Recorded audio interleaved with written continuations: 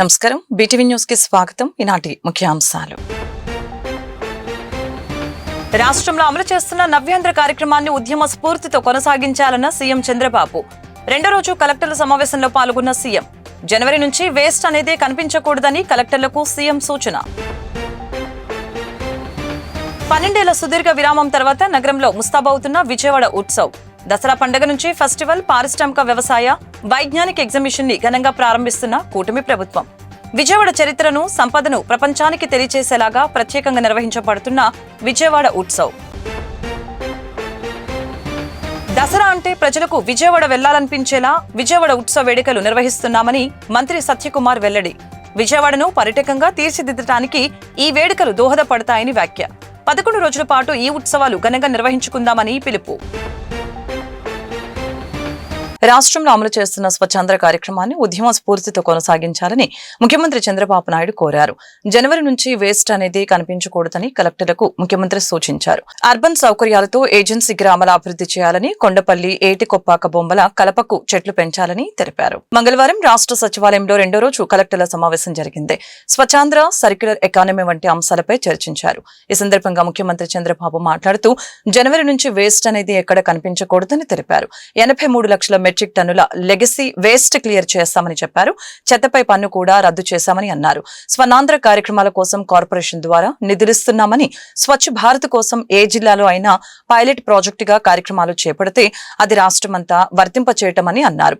ఉమ్మడి రాష్ట్రంలోనే సింగపూర్ విధానాలను పరిశీలించి ఉమ్మడి రాష్ట్రంలో స్వచ్ఛత కార్యక్రమాలు చేపట్టామని, ఆ తర్వాత క్లీన్ అండ్ గ్రీన్, పచ్చదనం, పరిశుభ్రం పేరిట కార్యక్రమాలు నిర్వహించామని తెలియజేశారు.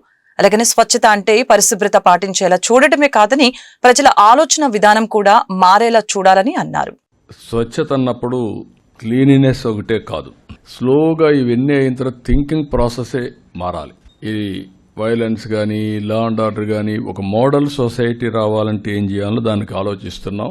ముందు చెత్త అంతా ఉంటే అవన్నీ మనం చేయలేం కాబట్టి ముందు దీంతో స్టార్ట్ చేశాం.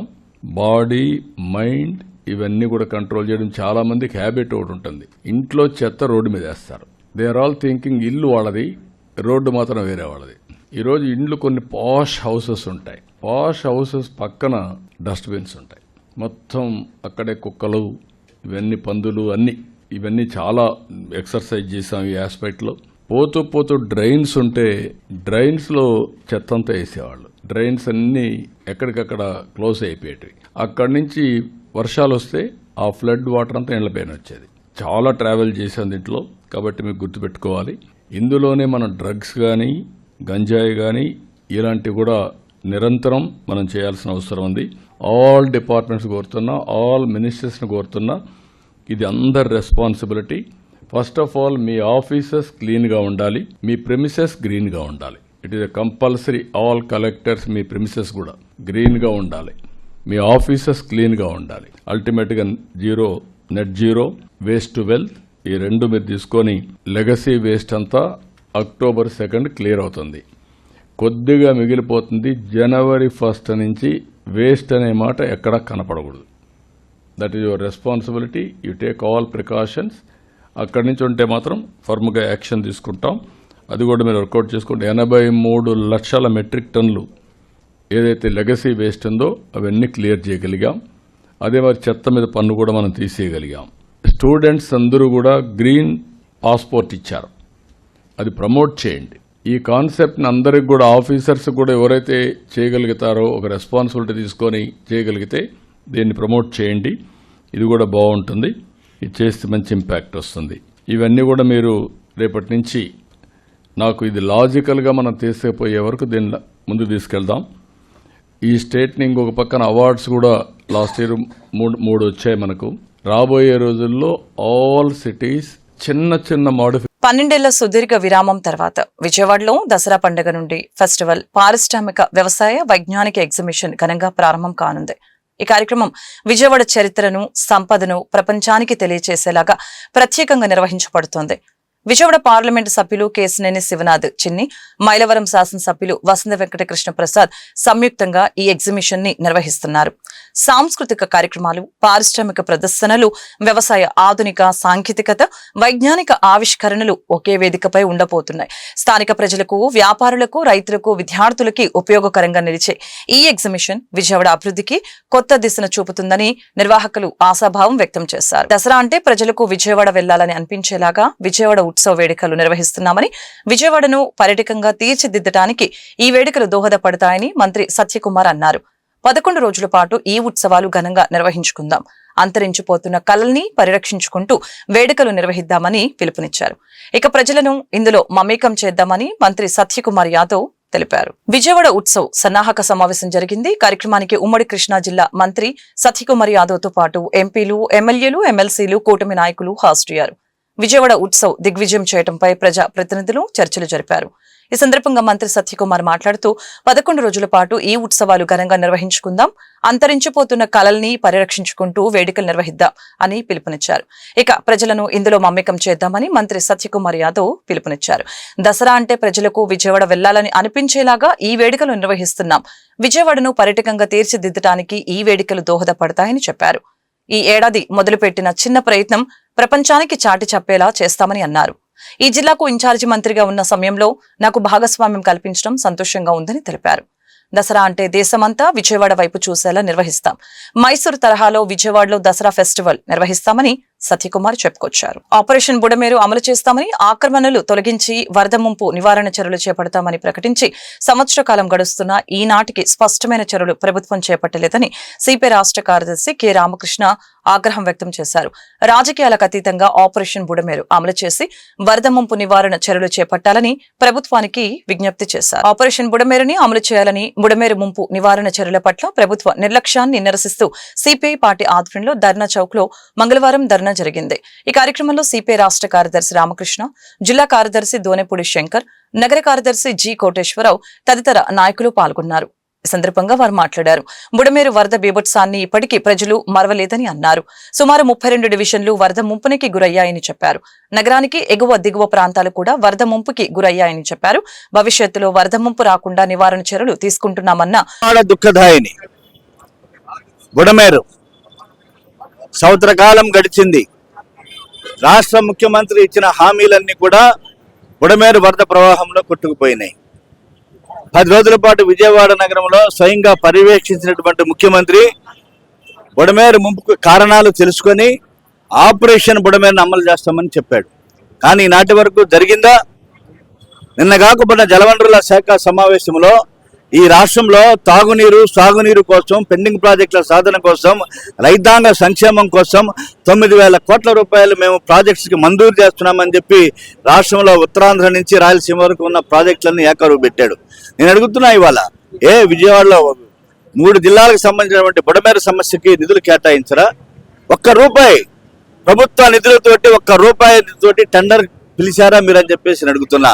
బుడమేరు ప్రవాహ వేగాన్ని క్రమబద్ధీకరించడానికి ఆక్రమణ తొలగించి పూడికలు తీశారా అని చెప్పి అడుగుతున్నా. ఎనికేపాడు అండర్ టన్నల్ సామర్థ్యాన్ని పెంచారా అని చెప్పేసి అడుగుతున్నా. ఎక్కడో ఏకొండూరు నుంచి 127 కిలోమీటర్ల ప్రవాహ వేగం అప్ టు ఉప్పుగుండూరు టు కొల్లేరు సముద్రంలో కలుస్తుంది. కాబట్టి 127 కిలోమీటర్ల ప్రవాహ వేగాన్ని క్రమబద్ధీకరించడానికి ఎంత మీరు ఖర్చు పెట్టారు, నిధులు ఎంత శాంక్షన్ చేయించారు అని చెప్పేసి అడుగుతున్నా. కాబట్టి పూర్తిగా మోసపూరితమైనటువంటి మాటలతోనే ఈ సంవత్సరకాలం గడిచారు. నిన్న కాక మొన్న న్యూ రాజశ్రీపేటలో డయేరియా ప్రబలింది. దానికి కారణం ఒక కుంటి సాగు చెప్పాడు. ఓ పక్కన రాష్ట్ర ప్రభుత్వం, నగర ప్రభుత్వం అని డబ్బాలు కొట్టుకునేటటువంటి ప్రభుత్వాన్ని సిపిఐగా ప్రశ్నిస్తా ఉన్నాం. బుడమేరు ముంపులో ప్రజలు జల దిగ్బంధంలో కాపురాలు చేసి సంవత్సరం అవుతా ఉన్నది. బుడమేరు ముంపుకి వార్షికోత్సవం చేసుకోవాల్సినటువంటి పరిస్థితి వస్తా ఉన్నది. కాబట్టి ఈ సంవత్సర కాలంలో ఈ ప్రభుత్వం బుడమేరు ముంపు నుండి పరిరక్షించేటటువంటి దానికోసం ఏ రకమైనటువంటి చర్యలు చేపట్టకపోవడంతో సిపిఐగా అనేక దఫాలుగా ఆందోళన చేస్తా ఉన్నాం. ముఖ్యంగా విజయవాడ నగరంలో 32 డివిజన్స్ నీట మునిగినాయి. అటువైపు ఉన్నటువంటి భవానీపురం, విద్యాధరపురం, రాజరాజేశ్వరపేట, కొత్త రాజరాజేశ్వరపేట, సింగనగర్, కండ్రిక, పాయికాపురం ప్రాంతాలు మొత్తం కూడా 32 డివిజన్స్ లో ఉన్నటువంటి ప్రజలందరూ కూడా జలదిగ్బంధంలో రోజుల తరబడి జలదిగ్బంధంలో ఉండినటువంటి పరిస్థితిని ఈ రోజున ప్రభుత్వం పెడచెవిన పెట్టడం సరైనటువంటిది కాదు.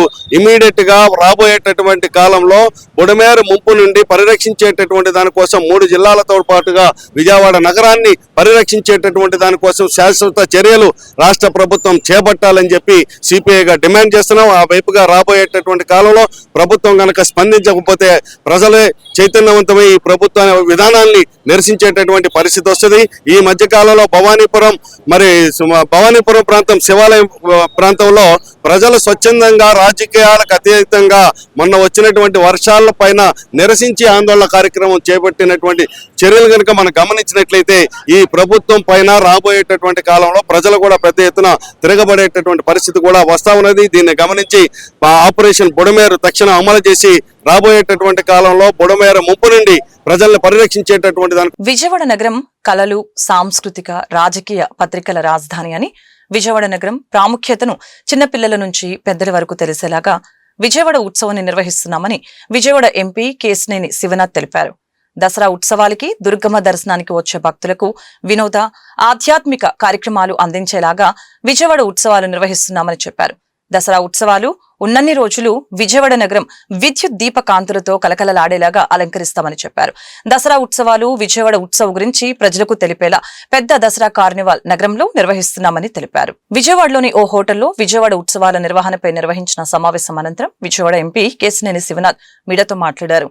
సమావేశంలో ఆయన మాట్లాడుతూ విజయవాడ ఇంద్రకీలాద్రికి దేశ విదేశాల నుండి వస్తున్నారని, దసరా ఉత్సవాలను కాకుండా సాధారణ రోజుల్లో లక్షలాది మంది వస్తున్నారని చెప్పారు. అమ్మవారి భక్తులకు విజయవాడ నగరం ప్రాముఖ్యతను చిన్నపిల్లల నుంచి పెద్దల వరకు తెలిసేలాగా వినోద, ఆధ్యాత్మికత కార్యక్రమాలతో విజయవాడ ఉత్సవం నిర్వహిస్తున్నట్లు తెలిపారు. విజయవాడ ఎగ్జిబిషన్ 12 సంవత్సరాల నుంచి నిర్వహించడం లేదని, ఎగ్జిబిషన్ పెట్టాలని చాలా మంది వ్యాపారులు కోరారని అన్నారు. గొల్లపూడిలో ఎగ్జిబిషన్, తుమ్మలపల్లి కళాక్షేత్రం, పున్నమి ఘాట్ సంగీత కళాశాలలో సాంస్కృతిక, ఆధ్యాత్మిక కార్యక్రమాలు నిర్వహిస్తున్నట్లు చెప్పారు. అమ్మవారి దేవాలయ అధికారులతో మాట్లాడి కార్యక్రమాలు రూపొందిస్తున్నామని చెప్పారు. మైసూర్ తరహాలో విజయవాడ ఉత్సవాన్ని నిర్వహించాలని నిర్ణయించామని చెప్పారు.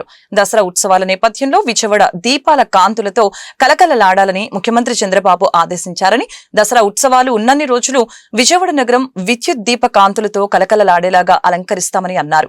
విజయవాడలో నిర్జీవంగా ఉన్న కళలకి జీవం తీసుకువచ్చేలాగా ఉత్సవాలు నిర్వహిస్తున్నామని, లోకల్ టాలెంట్ కి ప్రాధాన్యం ఇస్తామని, రోజు తొలుత 2 గంటలు వారి ప్రదర్శనలు ఉంటాయని అన్నారు. ఎగ్జిబిషన్ టికెట్ అందరికీ అందుబాటులో 30 రూపాయలు పెడుతున్నామని చెప్పారు. మనం గోవా కానీ కేరళ కానీ చేస్తే దాన్ని అపీల్ చేద్దాం. మనం మీ వచ్చిన వాళ్ళందరికీ కూడా హోమ్ స్టే కొంచెం మనం కూడా అసోసియేషన్తో నిన్న రాత్రి 3 గంటలు కూర్చున్నాను. వాళ్ళన్నీ రకరకాల సలహాలు ఇచ్చారు. Chamber of commerce Vijayawada chamber of commerce వారు తప్పకుండా వాళ్ళు చెప్పారు, ఇది కొంత మేము ఫుడ్లో కానీ మేము హోమ్ స్టేలో కానీ ఇవన్నీ కూడా ఎంకరేజ్ చేసి సపోర్ట్ చేస్తామని చెప్పారు. ఇది ప్రజల జరిగే ఉత్సవం, ప్రజల పార్టిసిపేషన్తో జరిగే ఉత్సవం, ప్రజల ద్వారా జరిగే ఉత్సవం, ప్రజల అవేర్నెస్తో జరిగే ఉత్సవం. కాబట్టి ఈ అవేర్నెస్ కార్యక్రమాలు రేపు నుంచి మొదలు పెట్టబోతున్నాం భారీ ఎత్తున. తప్పకుండా మనం అన్ఎక్స్పెక్టెడ్ క్రౌడ్ రెడీ అవుతున్నాం. ఎందుకంటే కూటమి ప్రభుత్వం అధికారంలోకి రాగానే మహిళా మనులందరికీ ఉచిత బస్సు సర్వీస్ ఇచ్చాం. కాబట్టి 1,50,000 మందికి 2 లక్షలు కూడా అవ్వచ్చు అమ్మవారిని దర్శించుకుంటానికి. దాంట్లో 15,000-20,000 మంది విజయవాడ ఉత్సవానికి వస్తారని మేము అనుకుంటున్నాం. తప్పకుండా ఆ ఏర్పాట్లు రెడీగా ఉన్నాం. అందరూ పౌరులు కూడా దీంట్లో భాగస్వామ్యం కావాలి. ఇటువంటి కొత్త ఐడియాలు మీరు ఇస్తే మనం అందరం కూడా దాన్ని అవేర్నెస్ ప్రోగ్రామ్ చేద్దాం. గొల్లపూడిలో మేము పెట్టిన గ్రౌండ్లో 45 ఎకరాలు, 20 ఎకరాలు పార్కింగ్కే రెడీ చేస్తున్నాం. దాంట్లో కూడా రాజకీయాలు జరుగుతున్నాయి. ఇవాళ రాజకీయాలతో పాటు కోర్టులకు కూడా వెళ్ళారు. మీరు చూస్తే ఆ రోజు వెంకటేశ్వర స్వామి వారి ఆలయం రైతులు నిజంగా గొల్లపూడిలో ఉన్న రైతుల్ని మేము అడిగాం, మేము ఇట్లా విజయవాడ ఉత్సవం చేస్తామంటే 70 సంవత్సరాల నుంచి కౌలు చేసుకునే రైతులు చాలా ఆనందంగా 20 నిమిషాల్లో అమరావతి రైతులు ఏ విధంగా తమ స్థలాలు ఇచ్చారో దానికన్నా తమ ఆదాయం వచ్చే మొత్తాన్ని వదిలేసుకుని వాళ్ళు మాకు ఇవ్వటం జరిగింది. దేవాదాయ శాఖ వారితో కూడా మాట్లాడాం, గుడి కమిటీతో మాట్లాడాం. గుడి కమిటీని మేము ఒకటే చెప్పాం, ఉత్సవాల ద్వారా ఎంత ఇవ్వచ్చు అని వాళ్ళు అడిగారు. మీరు ఈ అమౌంట్ ఇస్తారా అంటే కాదు సార్, ఎవరంత విధంగా ఇస్తాం, గుడిని బాగా డెవలప్ చేద్దాం, తప్పకుండా ఇటువంటివి మీకు చాలా ఉపయోగపడతాయి.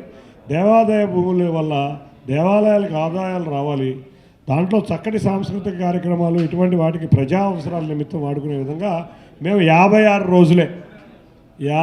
రోజులకి 45 లక్షలు గుడివారికి, 15 లక్షలు రైతులకి ఇచ్చి అందరినీ కూడా ఒక సంతృప్తికర వాతావరణంలో తీసుకొచ్చి, రైతుల కంటే వాళ్ళు ఏదో డబ్బులు తీసుకోలేదండి, వాళ్ళు కట్టాల్సిన కవులు వాళ్ళు వేసుకున్న పంట నాశనం అవడానికి వరకే తీసుకున్నాను. అంత సహృదయంతో వాళ్ళు ఇచ్చారు. ఆర్డీటీ స్వచ్ఛంద సంస్థకు నిధులు రాకుండా చేస్తున్న కేంద్ర ప్రభుత్వ వైఖరిని తప్పుపడుతూ రాష్ట్ర ముఖ్యమంత్రి చంద్రబాబు నాయుడు కేంద్రంతో మాట్లాడి తక్షణమే ఆ సమస్యను పరిష్కరించాలని సిపిఐ రాష్ట్ర కార్యదర్శి కె రామకృష్ణ కోరారు. ఈ మేరకు రామకృష్ణ నేడు ఒక ప్రకటన విడుదల చేశారు. అనంతపురం జిల్లాలో దశాబ్దాలుగా ప్రజలకు సేవలందిస్తున్న రూరల్ డెవలప్మెంట్ ట్రస్ట్ ఆర్డీటీ స్వచ్ఛంద సేవా సంస్థకు నిధులు రాకుండా అనేక ఇబ్బందులు పెడుతున్న కేంద్ర ప్రభుత్వ వైఖరిని తీవ్రంగా ఖండిస్తున్నామని చెప్పారు. పేదలకు ఇల్లు, ఉపాధి, విద్యను అందించడంలో ఆర్డీటీ కీలక పాత్ర పోషించిందని అన్నారు.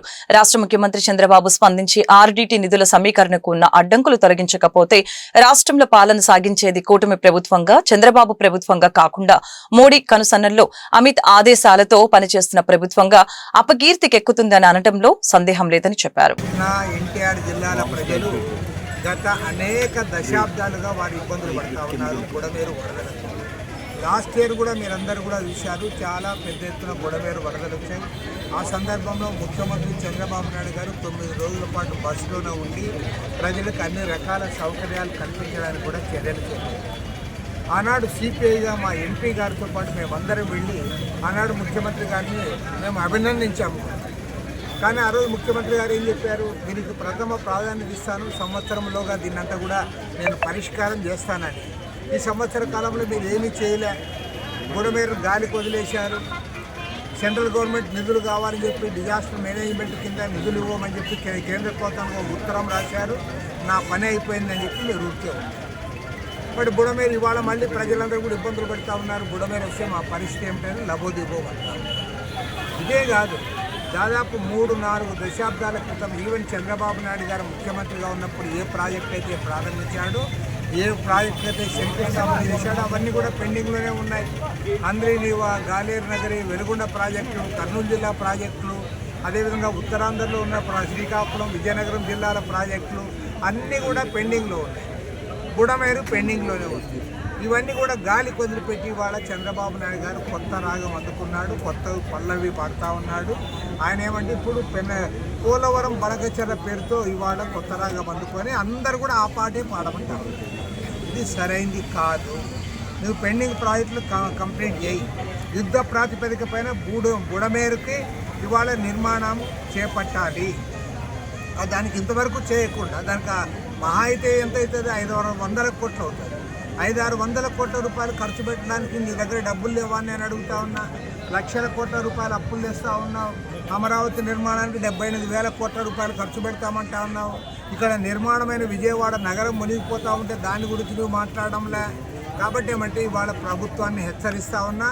సిపిఐ తరఫున ఇప్పటికే మేము అనేక దఫాలుగా రకరకాల పద్ధతుల్లో మేము ఉద్యమాలు చేపట్టినా సరే మీరు ఏమాత్రం కూడా స్పందించడం లేదు. దసరా పండుగను అనుసరించి జరగబోయే నవరాత్రులకు విజయవాడ ఇంద్రకీలాద్రి అమ్మవారి ఆలయం సన్నద్ధమవుతోంది.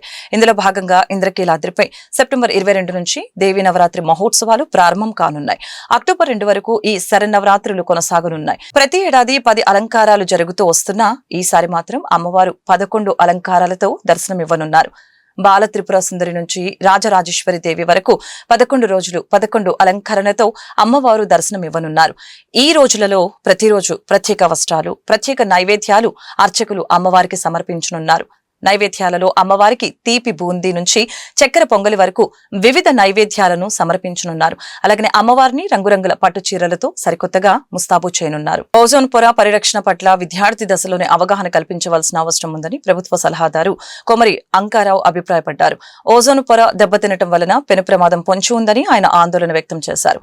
పర్యావరణం దెబ్బతిని భూమిపై నివసించే మనుషులు, పశుపక్షాదులు ఆహార కొరత ఎదుర్కొనే ప్రమాదం ఉందని అన్నారు. ఏబిఎన్ కళాశాల కెమిస్ట్రీ విభాగం 1 Year to 1 Life ఆధ్వర్యంలో ఇంటర్నేషనల్ ఓజోన్ డే నిర్వహించారు. ఈ సందర్భంగా కళాశాల సెమినార్ హాల్లో ఏర్పాటు చేసిన సభలో ప్రభుత్వ సలహాదారు కొమెర అంకారావు ముఖ్య అతిథిగా పాల్గొన్నారు. ఈ సందర్భంగా ఆయన మాట్లాడుతూ ఓజోన్ పొర దెబ్బతినకుండా పరిరక్షించుకోవాల్సిన ఆవశ్యకతను విద్యార్థులకు విశదీకరించవలసిన అవసరం ఉందని చెప్పారు. ఓజోన్ పొర దెబ్బతింటే పెను ప్రమాదాలు జరిగే ఆస్కారం ఉందని తెలిపారు. భూమిపై నివసించే సమస్త జీవరాశులు ఆహార కొరత ఎదుర్కొంటారని, చిన్నపాటి పక్షుల ఆహార కొరతతో అంతరించిపోయే ప్రమాదం ఉందని చెప్పారు.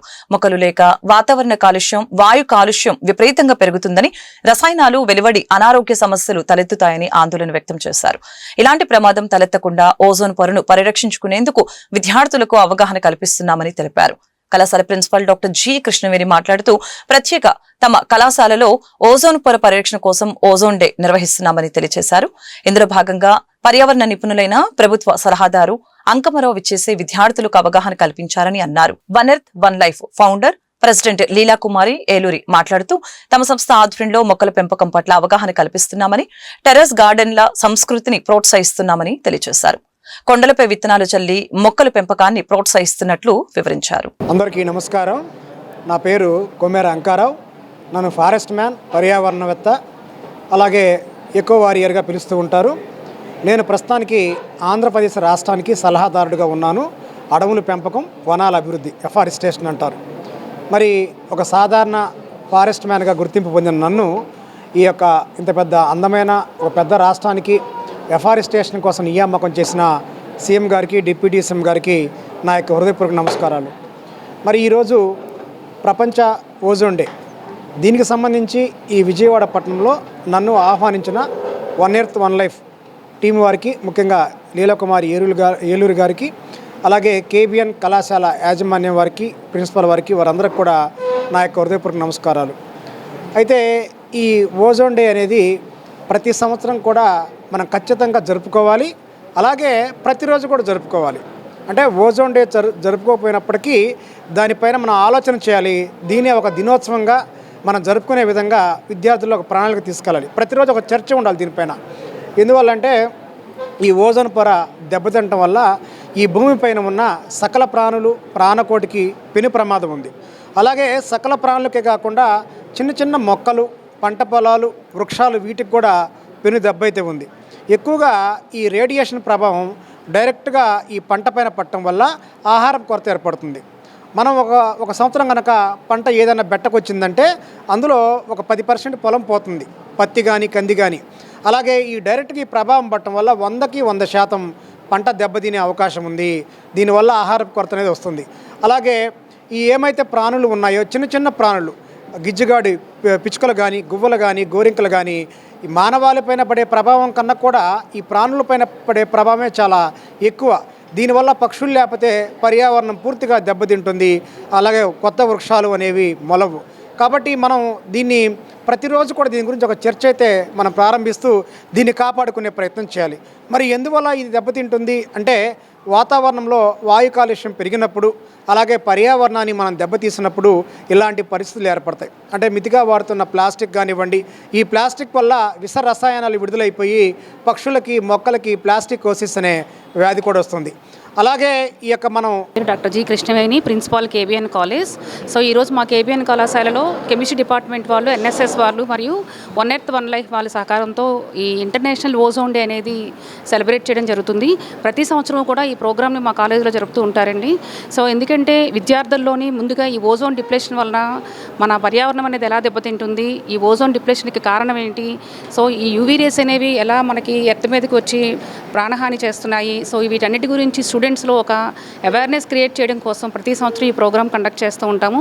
సో అందులో భాగంగానే ఈరోజు కూడా ఈ కెమిస్ట్రీ డిపార్ట్మెంట్ వాళ్ళు మరియు ఎన్ఎస్ఎస్ వారి ఆధ్వర్యంలో ఈ ప్రోగ్రామ్ కండక్ట్ చేయడం జరిగిందండి ఈరోజు. సో ఈ ప్రోగ్రామ్కి ఏపీ స్టేట్ గవర్నమెంట్ సలహాదారులు శ్రీ కొమెర అంకారావు గారు రావడం జరిగింది. సార్ వచ్చి చాలా ఇన్పుట్స్ స్టూడెంట్స్కి ఇచ్చారండి. సో మొక్కల యొక్క ప్రాముఖ్యత, అవి పెంచడం వలన పర్యావరణాన్ని ఎలా సరిదిద్దుకోవచ్చు, సో ఇలాంటి అంశాల మీద మంచిగా అవగాహన పిల్లలందరికీ ఇచ్చారు. ఎందుకంటే ప్రతి విద్యార్థికి అవగాహన ఇవ్వాల్సిన అవసరం ఉంది. ఒక విద్యార్థిని అవగాహన ఈ ఎన్విరాన్మెంటల్ ప్రొటెక్షన్ మీద అవగాహన కలగజేస్తే ఆ కుటుంబం అంతా కూడా ఒక అవేర్నెస్ అనేది అనేది ఇవ్వడం జరుగుతుందండి ఇండైరెక్ట్గా.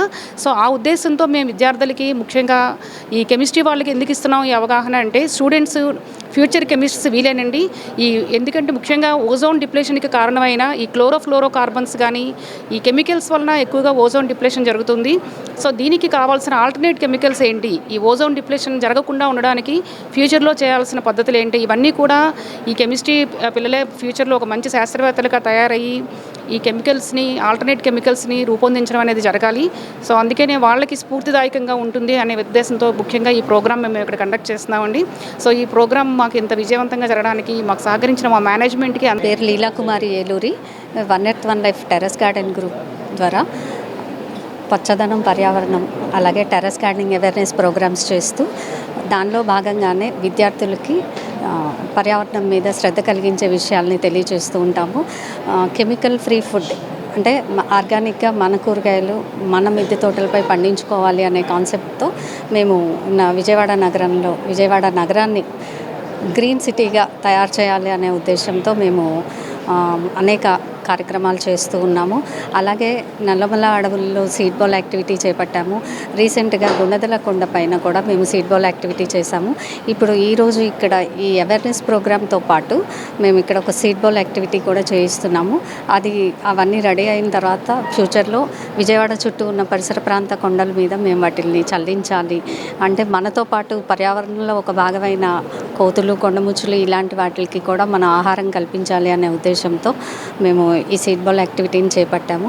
ఈరోజు ఈ కార్యక్రమానికి హాజరైన అంకారావు గారు పలు విషయాలు తెలియచేసి పిల్లలకి మంచి జ్ఞానాన్ని పంచారు. అంటే ప్రకృతిలో మనతో పాటు చెట్లు, కోతులు, కొండముచ్చులు, గువ్వలు, గూళ్ళు ఇవన్నీ కూడా ఒక భాగం అని చెప్పి తెలియజేశారు. పోరంకి క్యాపిటల్ హాస్పిటల్లో అరుదైన కాలేయ శస్త్రచికిత్స విజయవంతమైందని city chief surgeon doctor Hemakrishna Sai తెలిపారు. తీవ్రమైన కాలేయ వ్యాధితో బాధపడుతున్న 40 ఏళ్ల వ్యక్తికి మొట్టమొదటిసారిగా ఎక్కడ జరగని high risk redo heart surgery నిర్వహించామని తెలిపారు. శస్త్రచికిత్సకు ముందు సరిగ్గా శ్వాస తీసుకోలేకపోయిన రోగి శస్త్రచికిత్స తర్వాత బాగా కోలుకున్నారని, విజయవంతంగా డిశ్చార్జ్ అయ్యారని డాక్టర్ హేమకృష్ణ సాయి తెలియజేశారు. పోరంకి విజయవాడ కార్డియాక్ సర్జరీలో అసాధారణమైన విజయంలో విజయవాడలోని క్యాపిటల్ హాస్పిటల్ కి చెందిన consultant cardio thoracic surgeon doctor Hemakrishna Sai Kadiyala అధునాతన మల్టీ వాల్యులర్ హార్ట్ డిసీజ్ మరియు తీవ్రమైన లివర్ డిస్ఫంక్షన్ ఉన్న 40 ఏళ్ల రోగికి చాలా హై రిస్క్ హార్ట్ సర్జరీని విజయవంతంగా నిర్వహించారు. ఈ సందర్భంగా city chief surgeon doctor Hemakrishna Sai మాట్లాడారు. టంగుటూరుకి చెందిన వాడా మదన్ అనే రోగి 2008లో ఏవిఆర్ మరియు 2020లో బెలూన్ మెట్రల్ వాల్వోటమీ చేయించుకున్నారని చెప్పారు. ఈ కేసును అనేక ప్రముఖ కేంద్రాలు దాని తీవ్రమైన రిస్క్ ప్రొఫైల్ కారణంగా తిరస్కరించారని చెప్పారు. ఆఖరికి అతను తమను సంప్రదించారని అన్నారు. అయోర్జిక్ వాల్వ్, తీవ్రమైన మిట్రల్ స్టెనోసిస్, తీవ్రమైన ప్రైకాస్పిడ్ రెగ్రెజేషన్ మరియు ఆర్వి డిస్ఫంక్షన్ తో క్లిష్టమైన స్థితిలో ఉన్నారు అని తెలిపారు. అతనికి 24 mg DI వరకు బిలిరుబిన్ స్థాయిలతో కాలేయ వైఫల్యం ప్రారంభమైందని అన్నారు. ఇది శస్త్రచికిత్స ప్రమాదాన్ని గణనీయంగా పెంచడం వలన అతని పరిస్థితి మరింత దిగజారిందని అన్నారు. ఈ నేపథ్యంలో ఆపరేషన్ కు అత్యంత నైపుణ్యం కలిగిన మల్టీ డిసిప్లినరీ బృందం మద్దతిచ్చారని అన్నారు. Anaesthesia doctor Sridhar, M cardiology doctor VSR Bhupal, gastroenterology doctor M Girish, perfusion support Surya and Jayaram చికిత్సను విజయవంతం చేశారని అన్నారు. తీవ్రమైన కాలేయ వ్యాధితో బాధపడుతున్న 40 ఏళ్ల వ్యక్తికి మొట్టమొదటిసారిగా ఎక్కడ జరగని high risk redo heart surgery నిర్వహించామని తెలిపారు. శస్త్రచికిత్సకు ముందు సరిగ్గా శ్వాస తీసుకోలేకపోయిన రోగి శస్త్రచికిత్స తర్వాత బాగా కోలుకున్నారని, విజయవంతంగా డిశ్చార్జ్ అయ్యారని డాక్టర్ హేమకృష్ణ సాయి తెలిపారు. మీకు తెలిసిన విధంగానే గత కొద్ది కాలంగా మన క్యాపిటల్ హాస్పిటల్లో జరుగుతున్నటువంటి సంక్లిష్టమైనటువంటి కార్డియోథొరాసిక్ సర్జరీ అంటే గుండెకు సంబంధించినటువంటి ఆపరేషన్లు చేసేటువంటి డాక్టర్ గారు చాలా రకాల సంక్లిష్టమైనటువంటి ఆపరేషన్లు చేస్తూ అవన్నీ సక్సెస్ అవుతూ వస్తూ ఉన్నవి. అలాంటి ఒక సంక్లిష్టమైనటువంటి శస్త్రచికిత్సను వివరించడానికి చేసినటువంటి పేషెంట్ యొక్క మనోభావాలను తెలుసుకోవడానికి ఈ ప్రెస్ మీట్ ఏర్పాటు చేయడం జరిగింది.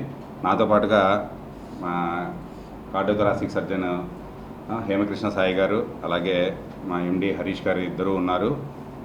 ఇప్పుడు ఆ కేసు యొక్క పరిస్థితి గురించి, ఆ కేసు ఎంత క్లిష్టమైనటువంటిది, ఎలా చేశారు, ఏమిటి అనేటువంటిది మన కార్డియోథొరాసిక్ సర్జన్ అయినటువంటి డాక్టర్ హేమకృష్ణ సాయి గారు మీకు వివరిస్తారు. ఇంతకుముందు కూడా మనం 2-3 సార్లు కలిసాం. క్యాపిటల్ హాస్పిటల్స్లో మనం ఇక్కడ రేర్ కార్డియాక్ ప్రొసీజర్స్ అనేది రెగ్యులర్గా చేస్తున్నాం. దాంట్లోనూ ఇప్పుడు మన దేశంలోనే మొట్టమొదటిసారిగా severe heart failure and severe liver failure bilirubin అంటే కాముర్లు అనేది ఉంటుంది ఆల్మోస్ట్ 24 పాయింట్స్తో హార్ట్ సర్జరీ చేయించుకొని దాంట్లోంచి రికవరీ అయ్యి బయటకు వచ్చి లైవ్ కండిషన్లో డిశ్చార్జ్ అయిన పేషెంట్ మొట్టమొదటి పేషెంట్ మన క్యాపిటల్ హాస్పిటల్లోనే అండి. ఇప్పుడు ఏంటంటే ఇప్పుడు మదన్ గారు, పేషెంట్ పేరు మదన్, ఆయన 40-year-old మేల్ పేషెంట్. ఆయనకి 2008లో ఒకసారి గుండె ఆపరేషన్ జరిగింది. మళ్ళీ 2020లో గుండెలో బెలూన్ ప్లాస్టీ చేశారు. సో గుండెలో ఉండేటువంటి వాల్వ్స్ అన్నీ కూడా పాడవటం జరిగింది. దానికి ఆయన ఆల్రెడీ ట్రీట్మెంట్ 2 సార్లు నిజామ్స్లో, హైదరాబాద్లో తీసుకున్నారు. గత 2-3 నెలలుగా ఆయనకి కొంచెం ఒంట్లో బాగోకపోవటం, ఆయాసం రావటం, దగ్గు రావటం ఇటువంటివన్నీ జరగటంతో వాళ్ళ స్వగ్రామం టంగుటూరు దగ్గర, సో వాళ్ళు అక్కడ ఒంగోలులో చూపించుకోవటం, ఇట్లాగా ఇంతకుముందు చేయించుకున్న హార్ట్ ఆపరేషన్ ఫెయిల్ అయిందని, ఆ వాల్వ్ స్టక్ అయిపోయిందని, బాగా సివియర్ కండిషన్లో ఉన్నారని వాళ్ళు తెలుసుకోవటం, బాడీలో బాగా వాటర్ చేరుకోవటం, కాళ్ళు, చేతులు, మొహం అన్నీ బాగా వాసిపోవటం, కనీసం గాలి తీసుకునేటువంటి పరిస్థితి కూడా లేకపోవటం, బాగా తీవ్రమైన కండిషన్లో వాళ్ళు అక్కడి నుంచి విజయవాడకు వచ్చారు. హాస్పిటల్ పేర్లది కానీ ప్రధానమైన హాస్పిటల్లో కొద్ది రోజులు ఉండటం, అక్కడ ట్రీట్మెంట్ కుదరదు అని వాళ్ళు చెప్పటం, మనం సర్జరీ చేయలేమండి, చేసినా బతకరు, ఇంకా మెడిసిన్తో మేనేజ్ చేయటమే అనేటువంటి పరిస్థితిలో ఉండగా అక్కడ ఉండేటువంటి కార్డియాలజిస్టులు ఇట్లాగే మనం ఇంతకుముందు ఇక్కడ ఎన్నో రేర్ కేసులు చేసామనేటువంటి ఉద్దేశంతో మనకు ఫోన్ చేయడం జరిగింది. మన హాస్పిటల్కి రిఫర్ చేశారు.